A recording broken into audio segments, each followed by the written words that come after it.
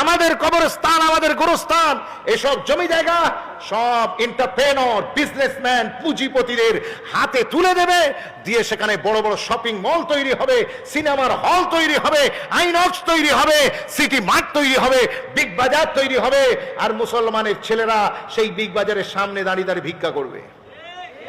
এই হচ্ছে এদের পরিকল্পনা।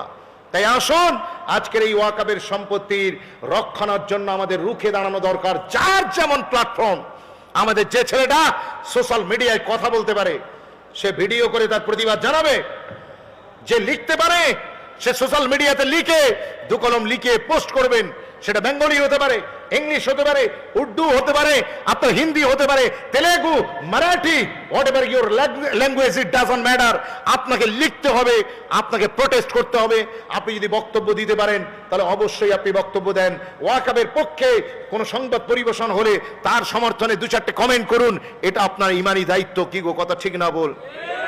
আর আমাদের দেশের লোকেদের বলবো, 26 এপ্রিল ব্রিগেডে সমাবেশ আছে, মুসলিম পার্সোনাল ল বোর্ড সমাবেশ ডেকেছে গাইয়ুর পশ্চিম বাংলার মুসলমানদেরকে সকলকে সেই আপনার ওয়াকাফ বোর্ডের সমর্থনে, ওয়াকাফ অ্যামেন্ডমেন্ট, ওয়াকাফ বোর্ডের এবং ওয়াকাফ সম্পত্তির সমর্থনে আপনার ব্রিগেড গ্রাউন্ডে আমাদের উপস্থিত হওয়া এটা অতীব জরুরি। কথা ঠিক বলছি না ভুল বলছি?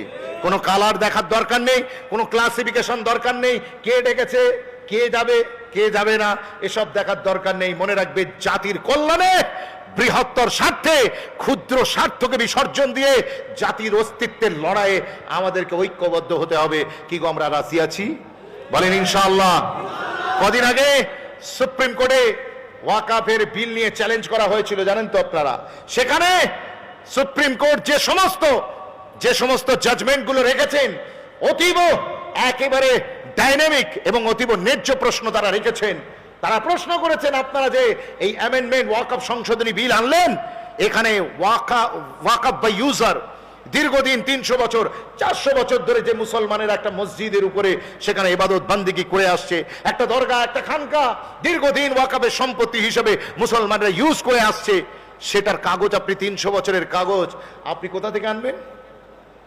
মুসলমানদেরকে বলা হচ্ছে যেগুলোর কাগজ নেই এবং যেগুলোর কোন রকম দলিল নেই, সেগুলো সব ওয়াকাফের সম্পত্তি থেকে খারিজ হয়ে যাবে। মনে রাখবেন, আজকে 300 বছরের কাগজ মুসলমানকে আনতে বলা হচ্ছে, অথচ দেশের প্রধানমন্ত্রী জুম্মায় উনি 8 পাস করেছিলেন কিনা তার সার্টিফিকেট আনতে বলা হলো, এখনো পর্যন্ত তিনি তার সার্টিফিকেট জমা দিতে পারলেন না। কথা বুঝতে পেরেছেন? তাই হাতে ধরে বলে দেয়, আজকে এগুলো শুধুমাত্র মুসলমানকে বোকা বানানো ছাড়া আর কিছু নয়।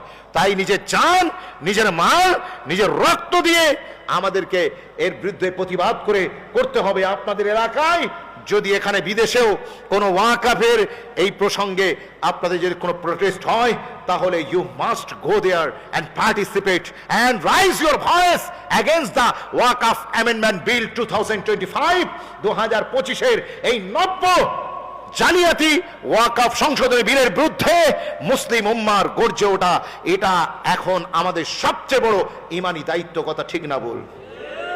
আজকে আপনার মসজিদ না থাকলে, মাদ্রাসা না থাকলে, যে খানকা না থাকলে, এতিমখানা না থাকলে, কবরস্থান যদি না থাকে, তাহলে আপনি কোথায় যাবেন? কাল যদি এই মসজিদের গেটেতে, বড় গেটে লেখা হয়ে যায়, this is not a Waqf property, where you will go to? কোথায় আপনি যাবেন? যদি মসজিদে এখানে বলে দেয় এটা গভর্নমেন্টের প্রপার্টি, এটা গভর্নমেন্টের আন্ডারে টেক কেয়ার করা হলো, আপনি কোথায় যাবেন? এই ষড়যন্ত্রের বিরুদ্ধে আপনার আমার রুখে দাঁড়ানো দরকার। আজ যদি রুখে না দাঁড়ায়, তাহলে বিশ্বাস করুন, আমাদের পরবর্তী প্রজন্ম, নেক্সট জেনারেশন আমাদেরকে ছাড়বে না। আমাদেরকে বলবে, তোমাদের নাকের ডগা দিয়ে আমাদের বাপ দাদা 14 পুরুষের সম্পত্তি বেহাত হয়েছে, তোমরা প্রতিবাদ করোনি। আমি জানি না যে মুসলমান ওয়াকাবের বিল ফেরত আনতে পারবে কি পারবে না, কিন্তু আমার অত ভাবার দরকার নেই। ওই চড়ুই পাখির মতো ইব্রাহিম নবী যখন আগুনে দাউ দাউ করে জ্বলছিল, একটা ছোট্ট চড়ুই পাখি দূর থেকে দাজলার কিনারা থেকে পানি ছোটে করে নিয়ে, ছোট্ট চোঁচ, সেই চোঁচে করে পানি নিয়ে এসে উপর থেকে ফেলছিল, তখন একজন রসিকতা করে বলেছিল, ওরে চড়ুই, তো ঠোঁটটা তো এত ছোট, ওই পানি ফেলছিস, এতে কি নিববে?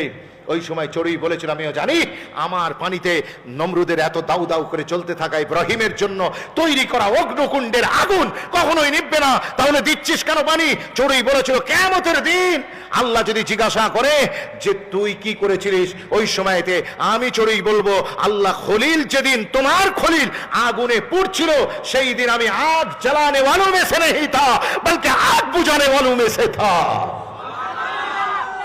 আমার কিরদার আমি আজকে প্রতিবাদে প্রমাণ করে দেব যে আমি ওই সুপার ওস্তামদের সাথে নেই, আমি ওই গাদ্দারদের সাথে, মুনাফিকদের সাথে নেই এবং দেশদ্রোহীদের সাথে নেই।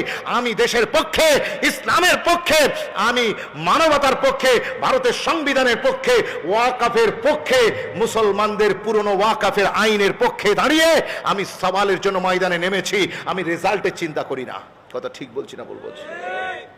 সেই জন্য আমি আমাদেরকে সকলকে বার্তা দিলাম, আপনারা যার যেমন সামর্থ্য, আপনারা বিভিন্ন জায়গায় বিদেশে যেখানে যেখানে প্রোগ্রাম হবে, প্রোটেস্ট হবে, আপনারা পার্টিসিপেট করবেন। আর দেশে যারা থাকবেন তারা অবশ্যই you must go to the brigade. 2 April ওয়াকফ অ্যামেন্ডমেন্ট বিল পাস হয়েছে, জানেন তো, শুনেছেন সরকারের বক্তব্য, আমি মুসলমানদের উপকারের জন্য এই বিল এনেছি। আচ্ছা, এটা পাগলে বিশ্বাস করবে? গরিব মুসলমানদেরকে উনি ডেভেলপ করাবেন বলে, মুসলিম মহিলাদের উন্নতি করবেন বলে এই বিল নাকি তিনি এনেছেন, এটা পাগলে বিশ্বাস করবে? যে গভর্নমেন্টের রাজনৈতিক দলের একটা এমএলএ নেই, একটা এমপি, মুসলিম এমপি নেই, কথা বুঝতে পেরেছেন? সেই দল নাকি মুসলমানদের কল্যাণে, মুসলমানদের উপকারে এই কাজ করবে। কথা আবার বুঝতে পারছেন? জি, মনে রেখে দেন, যারা আমাদেরকে ধোঁকা দিয়ে, সুপ্রিম কোর্টকে ধোঁকা দিয়ে, যারা বাবরি মসজিদকে তছনছ করে দিয়ে বাবরি মসজিদের জায়গায় রাম মন্দির বানিয়েছে, তারা নাকি মুসলমানদের উপকারের জন্য ওয়াকফের সম্পত্তি নিজের হাতে নিচ্ছে। এই কোন বাঁদর বিশ্বাস করবে কি?